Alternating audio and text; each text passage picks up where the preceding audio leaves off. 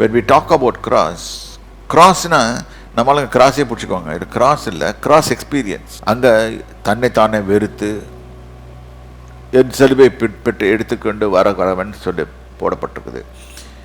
நம்ம சொந்த இஷ்டங்களை விட்டுட்டு that is a cross experience.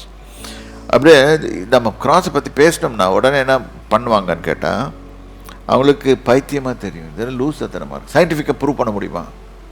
இன்றைக்கி நிறையா இதில் பார்க்குறாங்க.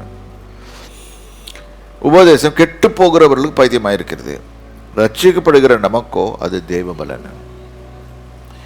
தேவன் ஏன் அப்படி பண்ணுறாருன்னா அவர் ஸ்மார்ட்டர் தென் அஸ். தேவநாயக கர்த்தர் அவர் அவர் தெரிந்து கொள்ளுதல் எப்படி இருக்குன்னா, ரொம்ப மோசமான காரியம், நம்ம அற்பமாக இருக்கிற காரியம், அந்த காரியங்களை தான் கர்த்தர் தெரிந்து கொள்வார்.